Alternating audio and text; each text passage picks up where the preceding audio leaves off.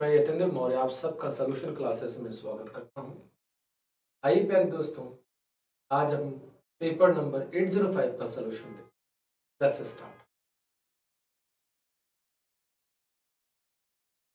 पहला क्वेश्चन है, identify the segment in the following sentence which contains grammatical error. प्यारे दोस्तों, अब हमें ग्रामेटिकल एरर देखनी है, व्याकरण की अशुद्धि देखनी है। It is said that this room has not once been opened in the last 50 years। पहले दोस्तों, यहां पर जब इसका ट्रांसलेशन करते हैं तो एक बात सामने आती है। इस रूम को, ऐसा कहा जाता है, इस कमरे को पिछले 50 सालों में एक बार भी नहीं खोला जा रहा है। लेकिन दरअसल होना ही चाहिए था कि 50 सालों में एक बार भी नहीं खोला गया है। तो दोस्तों, यहां बीन की जगह बीन होना चाहिए, ठीक है, क्योंकि सेंटेंस पैसिव का बन रहा है। इसलिए option B is the correct answer. आगे बढ़ते हैं। Identify the segment in the following sentence which contains a grammatical error. प्यारे दोस्तों, वापस से ग्रामेटिकल एरर की बात करनी है। The best non leader among them were Mahatma Gandhi, Sardar Patel and Jawaharlal Nehru. प्यारे दोस्तों, यहां पर वर लिखा हुआ है और वर के साथ 3 लीडर्स का नाम है। तो प्यारे दोस्तों, यहाँ पे लीडर ना होके ऑप्शन ए में क्या होना चाहिए था? लीडर्स होना चाहिए। यानी option A is the correct answer for us. I asked him if I dash borrow his car for a day. यहां देखिए दोस्तों, यहां पे सेकंड फॉर्म दी गई है। अब सेकंड फॉर्म है तो जाहिर सी बात है, इन 4 मॉडल्स में से हमें पास्ट की कोई मॉडल चाहिए। तो यहां पर ऑप्शन बी हमारा आंसर होगा कि मैंने उससे पूछा कि क्या मैं आपकी कार एक दिन के लिए उधार ले सकता हूं। यहाँ सेकंड फॉर्म थी, तो यहां पर ले सकता हूं कैन होता, कैन का सेकंड फॉर्म यहाँ पे कुड हो जाएगा। इसलिए ऑप्शन बी हमारा करेक्ट आंसर होगा। आगे बढ़ते हैं। Select the most appropriate option to fill in the blank. वापस से फिल इन द ब्लैंक्स बढ़ना है। वर्क हार्ड, कड़ी मेहनत कीजिए, सो दैट, ताकि यू दोस्तों, जब कभी भी सो दैट आता है, सो दैट का मतलब होता है ताकि, ठीक है। जब कभी भी सो दैट आता है तो सो दैट में ध्यान रहे, या तो मे का यूज होता है या कैन का यूज होता है। बाकी सारे ऑप्शंस हमारे यहां पर इनकरेक्ट हो जाएंगे। ऑप्शन सी हमारा करेक्ट आंसर हो जाएगा, क्योंकि ट्रांसलेशन करने पर क्या लगता है, कड़ी मेहनत कीजिए ताकि आप अच्छे अंक प्राप्त कर सकें, ठीक है दोस्तों। इसलिए यहां पर कैन और मे का यूज। आइए आगे बढ़ते हैं। मोमेंटस। दोस्तों, हमें इस वर्ड का सिनोनिम चाहिए। सिनोनिम मतलब सेम वर्ड चाहिए, पर्यायवाची हमें चाहिए, ठीक है। तो मोमेंटस का मतलब होता है महत्वपूर्ण, महत्वपूर्ण। इसका पर्यायवाची सीधा सा हमारे सामने है, इंपॉर्टेंट हो जाएगा, ठीक है। अन्य शब्दों की बात करते हैं तो प्रिंसिपल का 2 अर्थ हो जाएगा। प्रिंसिपल का नाउन के रूप में देखेंगे, प्रधानाचार्य हो जाएगा, ठीक है। और अगर इसी का एडजेक्टिव के रूप में देखते हैं, इसका मतलब हो जाता है मुख्य।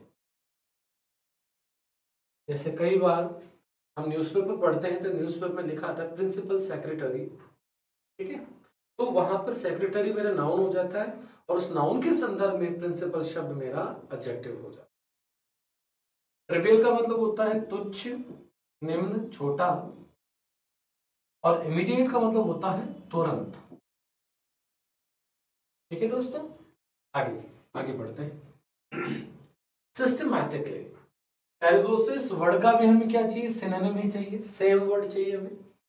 सिस्टमैटिकली मतलब एक व्यवस्थित तरीके, व्यवस्थित तरीके से, व्यवस्थित रूप से या तरीके से, व्यवस्थित रूप से। ठीक है, तो इसका सिस्टमैटिकली का क्या होगा, मेथडिकली हो जाएगा, क्योंकि मेथड का मतलब ही क्या होता है, तरीका होता है। ठीक है, तो तरीका अगर इसका मतलब होता है तो पूरे वर्ड का मतलब क्या हो गया, तरीके से।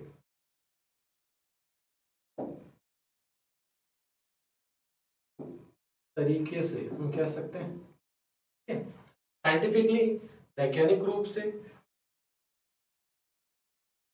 वैज्ञानिक रूप से। ठीक है, टेक्निकली तकनीकी रूप से, तकनीकी रूप से, और सिमेट्रिकली। दोस्तों सिमेट्री, इस सिमेट्री का मतलब होता है समान, लेकिन सिमेट्रिकली अगर पूर्ण रूप से देखें तो इसका पूरे का मतलब होता है समान रूप से।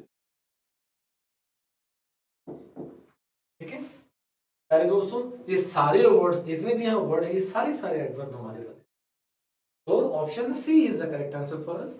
आइए आगे बढ़ते हैं। Select the most appropriate एंटीनिम।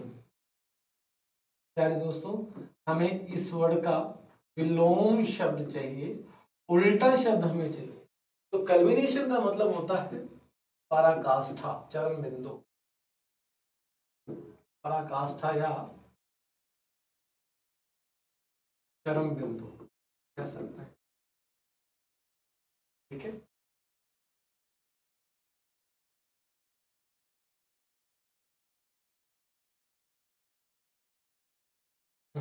आइए बढ़िए। इसका एंटीनम, कल्मिनेशन, पराकाष्ठा, चरम बिंदु का मतलब होता है अंतिम पॉइंट पे आ गया, लास्ट।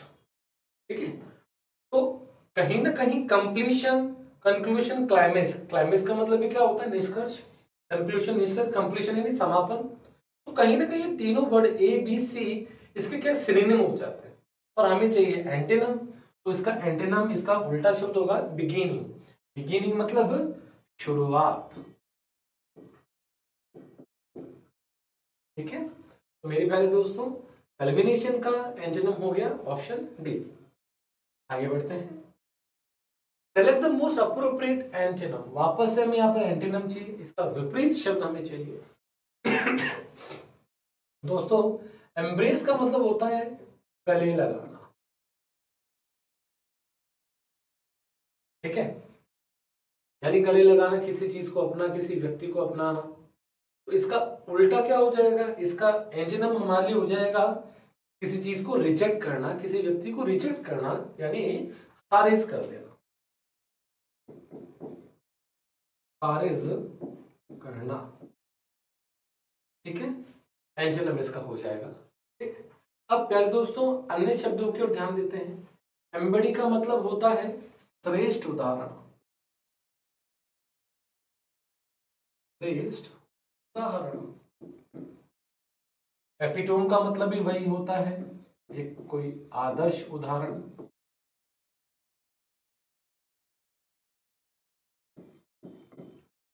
और एनक्लोज का मतलब होता है चारों ओर से बंद, चारों ओर से बंद। ठीक है दोस्तों, option C is the correct answer for us. आगे बढ़ते हैं। Select the most appropriate meaning of the given idiom. दोस्तों ये हमारी इडियम है, और इसका हमें सही अर्थ निकालना है। He is as hard as nails, never moved by anything, never moved by anything। तो as hard as, hard से आपको हमें मतलब पता चल रहा है, hard का मतलब टफ। तो यहां पर ऑप्शन बी हमारा सही आंसर हो जाए। आगे बढ़ते हैं। Do a roaring trade.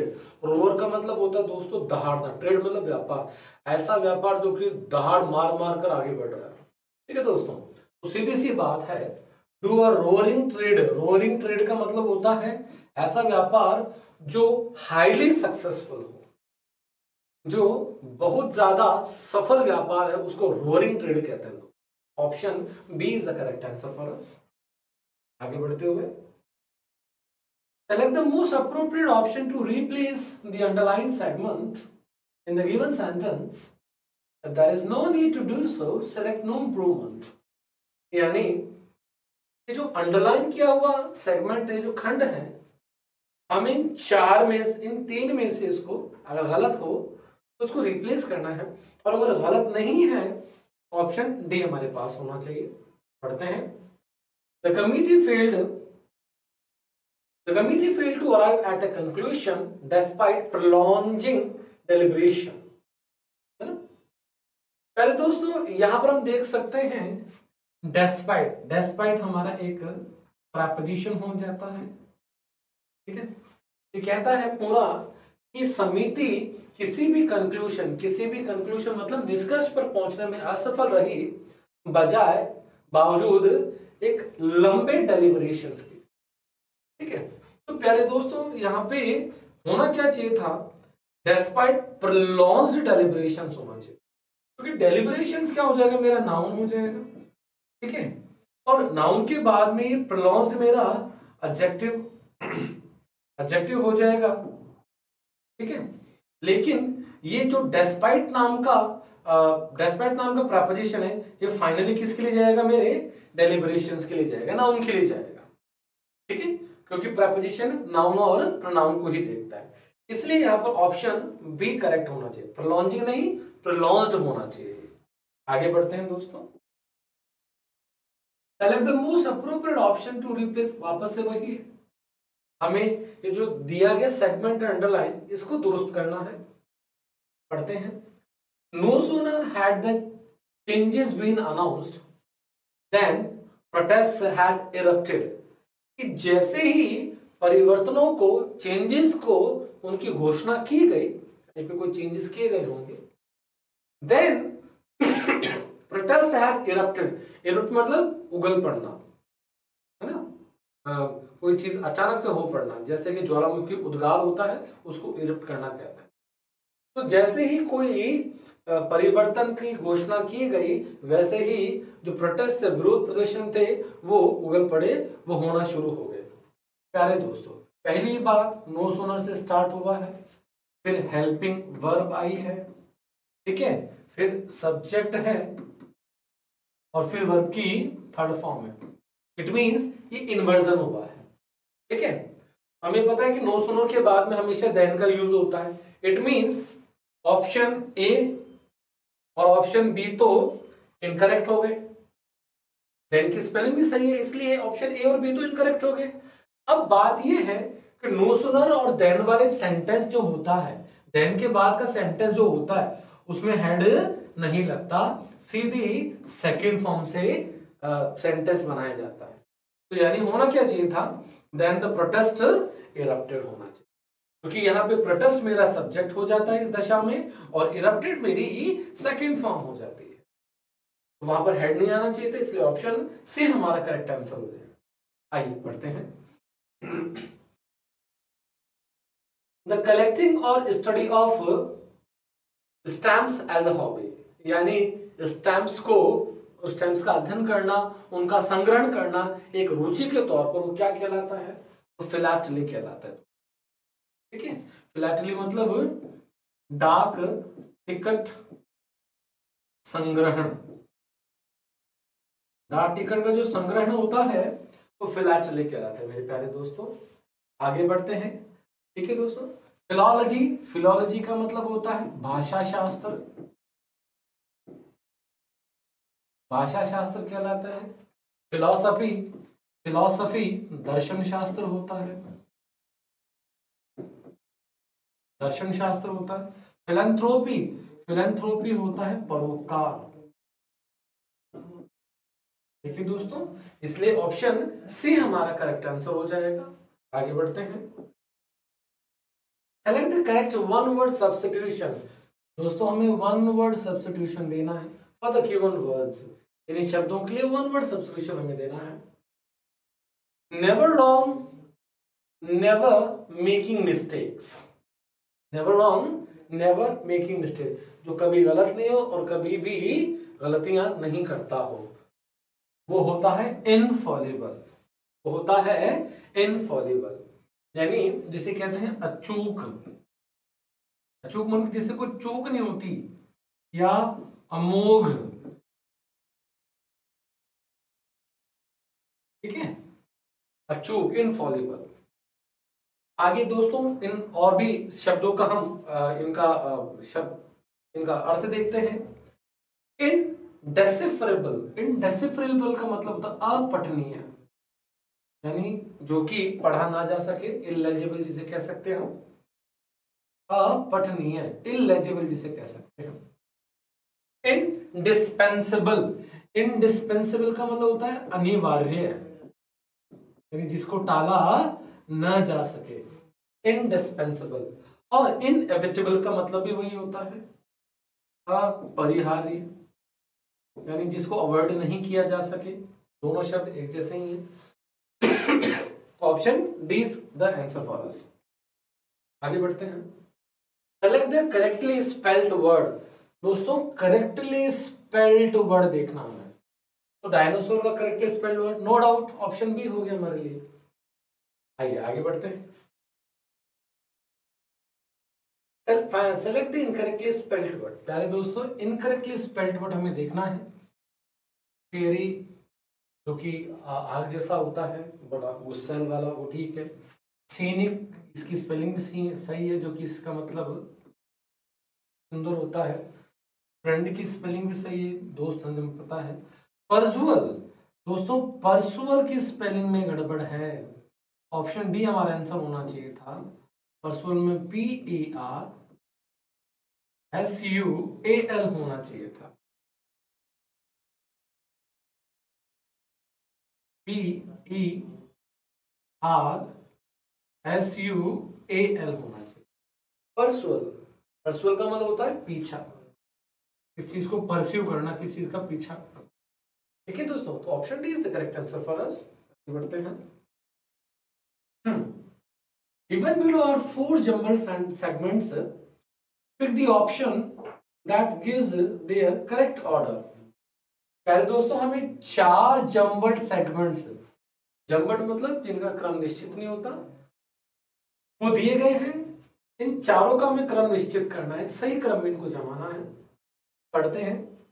On their income as long as mutual funds are not taxed इन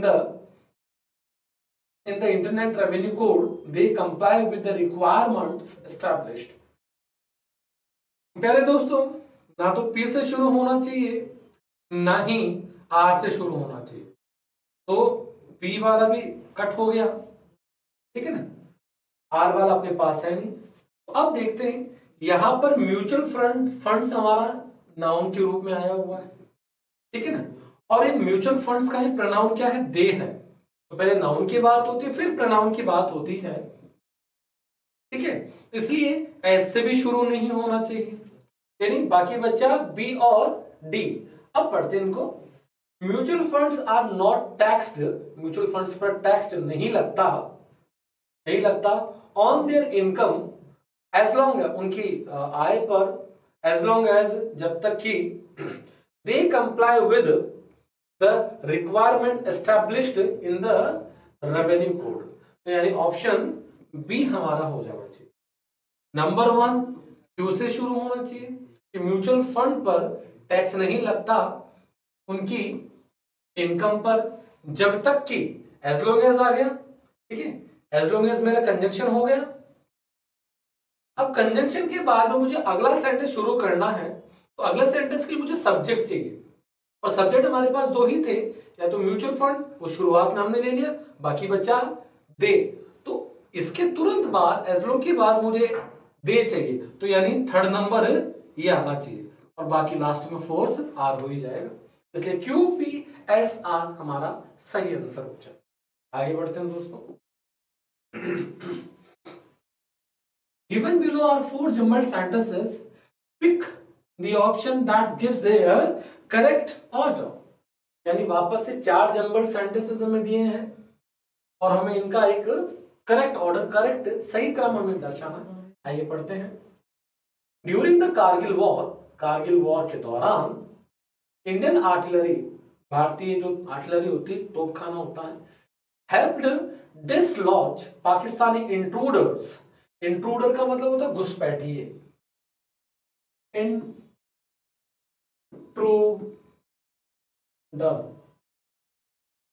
घुसपैठिया, जो इलीगल तरीके से घुस आते हैं उनको घुसपैठिया कहते हैं। Pakistani intruders from high altitude post, altitude मतलब ऊंचाई, ठीक है। कि कारगिल युद्ध के दौरान भारतीय तोपखाने ने पाकिस्तानी घुसपैठियों को ऊंचाई पर स्थित उनकी पोस्ट से हटने को मजबूर कर दिया, तो उन्हें मदद की थी। Bofors guns provided precise and powerful fire, यानी बोफोर्स गन ने क्या किया, हमें एक सशक्त और प्रीसाइज एक फायर प्रदान किया, स्पेशली एट स्टीप, स्टीप मतलब तीव्र ढाल जिसे कहते हैं, steep angles in mountainous terrain, terrain का मतलब क्या होता है, क्षेत्र, खासकर की तीव्र ढाल वाले जो पर्वतीय क्षेत्र हैं वहां पर। दिस एक्यूरेट बॉम्बार्डमेंट, यानी इस सटीक बमबारी ने डिसरप्टेड एनिमी सप्लाई, डिसरप्ट मतलब बाधित कर देना, बाधित करना, यानी दुश्मन की जो सप्लाई लाइन थी उसको बाधित कर दिया। And weekend fortified position, fortified मतलब चाक चौबंद बख्तर बंद, यानी चारों तरफ से जिस पर एक किलेनुमा जिसे कह सकते हैं, और उनकी जो पोजीशन थी उनको कमजोर कर दिया। This artillery dominance hastened the recapture of strategic peaks, peaks मतलब चोटियां, along the line of control, और इस आर्टिलरी के इस आधिपत्य ने हैस्टेंड रीकैप्चर यानी पुनः उस सामरिक दृष्टि से महत्वपूर्ण चोटियों को वापस लेने में मदद की, जो कि एलओसी पर। आइए दोस्तों शुरुआत करते हैं। पहले दोस्तों सारी बातें पढ़ने के बाद पता चलता है सारी बातें कारगिल युद्ध की है, तो ड्यूरिंग द कारगिल वॉर, ठीक है, आर्टिलरी की बात चल रही है कि आर्टिलरी ने ये सारे काम किए, यानी शुरुआत इससे होनी चाहिए, पी से हमारी शुरुआत होनी चाहिए, यानी क्यू सॉरी सी और डी हमारा खत्म हो जाते हैं, बाकी हमारा ए और बी रह जाता है। आइए बढ़ते हैं कि कारगिल युद्ध के दौरान आर्टिलरी ने दुश्मन के पाकिस्तानी घुसपैठियों को ऊंचाई से हटाने में मदद की, ठीक है। अब इसके बाद बात करते हैं, this accurate bombardment disrupted enemy supplies, यानी अब इसके बाद में ऑप्शन 2 पर आर आना चाहिए। इस एक्यूरेट बॉम्बार्डमेंट ने क्या किया, दुश्मन की सप्लाई को बाधित किया और फोर्टिफाइड जो उसकी बख्तरबंद पोजीशन थी उनको कमजोर किया, ठीक है। उसके बाद में 3 नंबर पे हमारा क्यों आना चाहिए कि Bofors gun provided precise and powerful fire specially at steep angles in mountainous terrain, और लास्ट में दिस आर्टिलरी, अब ये दिस क्यों आया, दिस आर्टिलरी ये बोफोर्स गन के लिए आया, इसलिए दोस्तों इसके लिए इसकी बात हो रही है, इसलिए ऑप्शन एस जो है वो 4 नंबर पे आना चाहिए, यानी क्या हो जाएगा अपना P R Q S, P R Q S, option A हमारा करेक्ट आंसर हो जाता है। आइए आगे बढ़ते हैं। Select the most appropriate indirect form, दोस्तों हमें इनडायरेक्ट देखना है ऑफ द गिवन सेंटेंस, दिए गए sentence. The professor said to Piyush, professor ने पीयूष से कहा, will you analyze the data and report back to me tomorrow। दोस्तों आपका अंदर का जो सेंटेंस है, रिपोर्टेड स्पीच का जो सेंटेंस है वो हेल्पिंग वर्ब से शुरू हो रहा है, और हेल्पिंग वर्ब से शुरू हो रहा है इसका मतलब हमारा जो कनेक्टर होगा दोनों सेंटेंस को जोड़ने का वो या तो इफ होगा या वेदर होगा। इट मींस ऑप्शन ए हमारा खत्म हो गया, यहां पर दैट आ रहा है, हमारा बी खत्म हो गया, ठीक है। और डी भी खत्म हो क्योंकि कोई कनेक्टर है नहीं, तो एक बार ऑप्शन सी देख लेते हैं। तो professor asked Piyush if he would analyse the data and report back to him the next day. Option C हमारा करेक्ट आंसर हो जाता है। क्यों? क्योंकि दोनों सेंटेंसेस को जोड़ने का जो कनेक्टर है इफ या वेदर, वो सिर्फ हमारे पास ऑप्शन सी में है। ठीक है, आगे बढ़ते हैं। Select the correct active form. दोस्तों हमें पैसिव दिया गया है, हमें एक्टिव देखना है।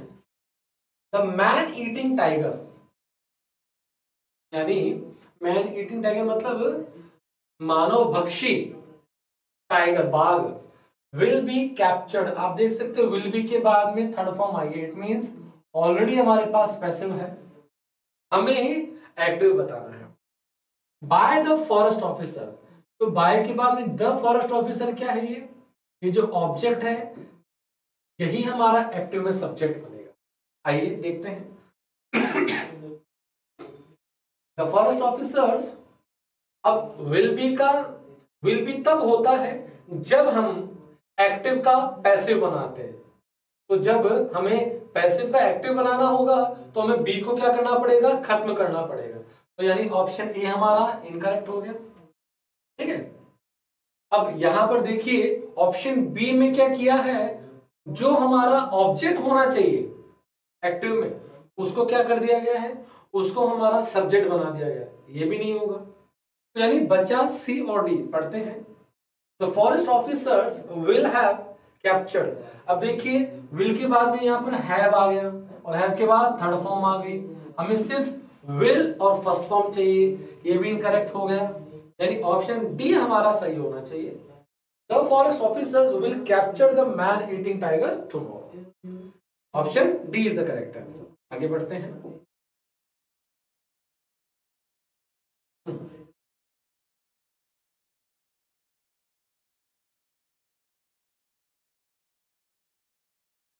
ये दोस्तों हमारे पास एक पैसेज है, उस पैसेज के हमें कुछ सवालों के जवाब देने। देखिए पढ़ते हैं। Many observers of education agree, कि बहुत जो पर्यवेक्षक है शिक्षा के इस बात से सहमत होते हैं कि traditional methods of teaching are under strain. यानी जो परंपरागत तरीके थे अध्यापन के वो अंडर स्ट्रेन है, यानी वो किसी सोच के दायरे में है, शोचनीय है। yet they assume, फिर भी उनका मानना है, assume मतलब मानना, that meaningful reform is unlikely। Unlikely मतलब असंभव है, लाइकली मतलब संभव है। कि मीनिंगफुल रिफॉर्म, रिफॉर्म मतलब सुधार, रिफॉर्म मतलब सुधार, फिर अर्थपूर्ण सुधार क्या है, उनकी संभावना नहीं है। एज सोसाइटीज चेंज रैपिडली, जैसे कि समाज तेजी से बदलते हैं, under the influence of technology, यानी तकनीक के प्रभाव में, ऑटोमेशन के प्रभाव में, एंड शिफ्टिंग वर्क पैटर्न्स, और कामकाज करने के तरीकों के। Learning is expected to change passively along with them, कि जैसे जैसे समाज परिवर्तित होते जा रहे हैं इन सब के प्रभाव में लर्निंग यानी सीखने की प्रक्रिया भी आशान्वित होती है कि वो पैसिवली यानी निष्क्रिय रूप से उनके साथ साथ बदलती जाए। अटेम्प्ट्स टू प्रिजर्व मतलब संरक्षित रखना। Attempts to preserve older classroom practices are often dismissed, यानी कि पुराने जो क्लासरूम ओल्डर क्लासरूम प्रैक्टिसेस, पुराने क्लासरूम की जो प्रथाएं हैं उनको बचाए रखने की कोशिशें आर ऑफन डिसमिस्ड, अक्सर खारिज कर दी जाती है एज रेजिस्टेंस टू प्रोग्रेस। क्योंकि किसके रूप में? क्योंकि वो प्रोग्रेस के लिए रेजिस्टेंस यानी प्रतिरोध होती है। दिस बिलीफ या विश्वास हाउएवर फिर भी rests on the mistaken assumptions, यानी ये जो विश्वास है कि मिस्टेकन अजम्पशन यानी गलत धारणाओं पर निहित है, टिका हुआ है। कौन सी गलत धारणा? दैट एजुकेशन इवॉल्व्स, इवॉल्व का मतलब होता है विकसित होना, किसी चीज का विकास होना।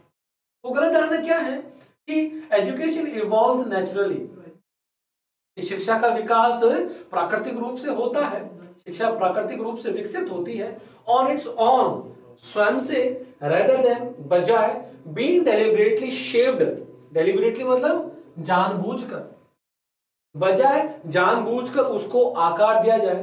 To meet human and social needs, यानी मानवीय और सामाजिक जरूरतों को पूरा करने के लिए।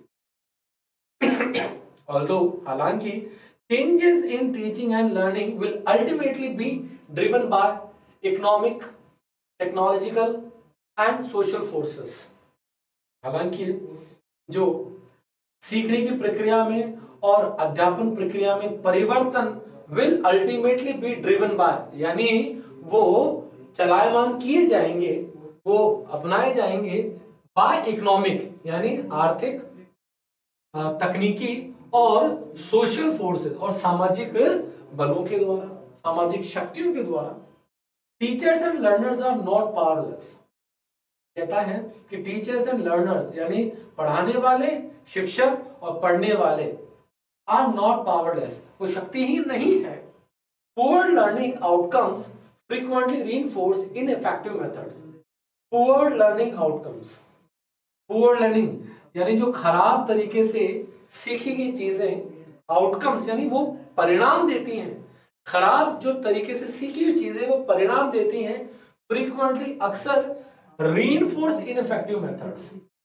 रीइंफोर्स का मतलब होता है पुनर्बलन देना, किसी को पुनः बल प्रदान करना। इनइफेक्टिव मेथड्स यानी अप्रभावित तरीकों को, यानी खराब तरीके से सीखी गई चीजें, उनका परिणाम क्या होती है कि वो जो इनइफेक्टिव अप्रभावित तरीके हैं उनको पुनर्बलन करती है, उनको बल प्रदान करती है। स्टूडेंट्स डिसएंगेज, और इससे क्या होते हैं, स्टूडेंट डिसएंगेज यानी विरत हो जाते हैं, यानी ध्यान से नहीं पढ़ते हैं। एंगेज मतलब किसी काम में रत हो जाना, लग जाना, लिप्त हो जाना, और डिसएंगेज मतलब जिसे किसी काम में वो रत नहीं होते, उसमें घुस नहीं पाते, उसमें लिप्त नहीं हो पाते। तो कह रहा है स्टूडेंट्स डिसएंगेज यानी इससे छात्र डिसएंगेज यानी विरत हो जाते हैं, बिकॉज टीचिंग फील्स इररेलेवेंट, क्योंकि जो पढ़ाया जा रहा है उनको लगता है कि अतार्किक है, संबंधित नहीं है। एंड टीचिंग बिकम्स रिजिड, और वो अध्यापन कैसा बन जाता है, रिजिड यानी कठोर हो जाता है, बिकॉज स्टूडेंट्स डिसएंगेज। और वो अध्यापन कठिन क्यों हो जाता है, कठोर क्यों लगने लगता है, क्योंकि छात्र क्या होते हैं उसमें मिल नहीं पाते उस teaching. This self perpetuating cycle weakens understanding, और ये स्वयं से चलने वाला चक्र वीकन्स अंडरस्टैंडिंग यानी समझ को कमजोर करता है, मोटिवेशन को कमजोर करता है, और हमारे कॉन्फिडेंस को, हमारे विश्वास को कमजोर करता है। Despite these challenges, इन चुनौतियों के बावजूद the situation is far from hopeless, जो परिस्थिति है far from hopeless यानी जो आशा रहित से काफी दूर है। डिजिटल टूल्स, जो डिजिटल उपकरण है, पर्सनलाइज्ड इंस्ट्रक्शन, व्यक्तिगत निर्देश, एंड क्रिटिकल थिंकिंग स्किल, और क्रिटिकल थिंकिंग स्किल है यानी महत्वपूर्ण जो सोचने की जो कौशल है, कैन बी अडॉप्टेड, उनको अपनाया जा सकता है कॉन्शियसली, बड़े ध्यान से, एंड पर्पसफुली और उद्देश्यपूर्ण रूप से। व्हेन यूज्ड वाइजली, इन चीजों का जब बुद्धिमानी से यूज किया जाए, दे प्रमोट एक्टिव लर्निंग यानी वे प्रमोट करती है, वो आगे बढ़ाती हैं एक्टिव लर्निंग यानी सक्रिय रूप से सीखने की प्रक्रिया को, एंड सच एंगेजमेंट, और ऐसा engagement is a necessary first step, और इसी प्रकार का वो सीखने की प्रक्रिया में, टीचिंग की प्रक्रिया में लिप्त हो जाना एक आवश्यक पहला कदम है टुवर्ड्स मीनिंगफुल एजुकेशन रीजनरेशन, यानी एक अर्थपूर्ण शैक्षिक रीजनरेशन की तरफ। तो दोस्तों ये सारा अपना एक ये पूरा एक पैसेज था। आइए इनके कुछ सवालों के जवाब देते हैं। Many people believe educational reforms is unlikely because, कई लोगों का विश्वास है कि शैक्षणिक सुधार उनमें संभावना नहीं होती है, क्योंकि टीचर्स रेसिस्ट न्यू टेक्नोलॉजी, क्या टीचर्स, शिक्षक नई तकनीकी का विरोध करते हैं। स्टूडेंट्स लैक डिसिप्लिन, क्या छात्रों में अनुशासन की कमी है। Education is assume to change automatically with society, या उनका विश्वास है लोगों का कि शिक्षा अपने आप से समाज के साथ बदलती है, या learning outcomes are already satisfactory, कि सीखने वाली बातों का या चीजों का आउटकम परिणाम संतोषजनक। नहीं दोस्तों, ऑप्शन सी आएगा। The author believes that, यानी लेखक ये विश्वास करता है कि teaching methods can not be improved, कि टीचिंग के मेथड इंप्रूव नहीं किए जा सकते। Education reforms itself without effort, कि शिक्षा स्वयं में परिवर्तन करती है, सुधार करती है बिना किसी प्रयास के। Meaningful change in education is possible, कि अर्थपूर्ण परिवर्तन शिक्षा में संभव है। टेक्नोलॉजी अलोन डिटरमाइंस लर्निंग, कि तकनीक अपने आप में या अकेली सीखने की प्रक्रिया को निश्चित करती है। यस दोस्तों, ऑप्शन सी हमारा आंसर होना चाहिए 97 में, क्योंकि यहां ऑथर कहता है कि मीनिंगफुल चेंज, वो मीनिंगफुल चेंज शिक्षा में संभव है। आगे बढ़िए। अकॉर्डिंग टू द ऑथर के अनुसार, what is the first step towards educational regeneration, ये लास्ट लाइन ही है, हम देख सकते हैं कि ऑथर के अनुसार पहला जो कदम है एजुकेशनल रीजनरेशन की तरफ, वो क्या है? रिप्लेसिंग टीचर्स विद टेक्नोलॉजी, क्या टीचर्स को की जगह टेक्नोलॉजी को रख दिया जाए? Active and engage learning, strict assessment system, या इकोनॉमिक रिफॉर्म? दोस्तों, एक्टिव एंड एंगेज लर्निंग, यानी ऑथर का भी मानना है कि यदि सक्रिय और जोड़ने वाली शिक्षा से या अध्यापन से छात्रों को जोड़ने वाली अगर कोई चीज होगी तो उससे ये एजुकेशनल रीजनरेशन लाया जा सकता है। आगे बढ़ते हैं दोस्तों। Next is what does the author suggest, कि ऑथर क्या सुझाव देता है about the relationship between student disengagement and teaching method, यानी छात्रों के टीचिंग से अलग हो जाने के मेथड के और उनके स्वयं के बीच में। Disengaged students worsen teaching quality, digital tools reduce critical thinking, यानी ऑप्शन ए कहता है कि जो छात्र शिक्षा से जुड़ नहीं पाते वो टीचिंग क्वालिटी को गिरा देते हैं। Digital tools reduce critical thinking, कि डिजिटल टूल्स सोचने की क्षमता में कमी करते हैं। Older methods are always superior, पुराने तरीके हमेशा अच्छे रहे हैं। Motivation plays no role in learning, कि प्रेरणा का सीखने में कोई भूमिका नहीं है। तो दोस्तों, ऑप्शन ए हमारा आंसर हो जाएगा, क्योंकि यहाँ पे लिखा हुआ है, देखिए यहाँ देखते हैं अपन, देखो यहाँ लिखा हुआ है कि poor learning outcomes frequently reinforce in ineffective methods, ठीक है ना। तो कह रहा है कि disengage students worsen teaching quality, ठीक है, option A. Last question, contextually, यानी इस संदर्भ में, which of the following is the best antonym of the word rigid? Rigid का मतलब होता है दोस्तों कठोर, ठीक है ना, और इसका हमें क्या चाहिए? एंटीनम चाहिए, यानी उल्टा चाहिए।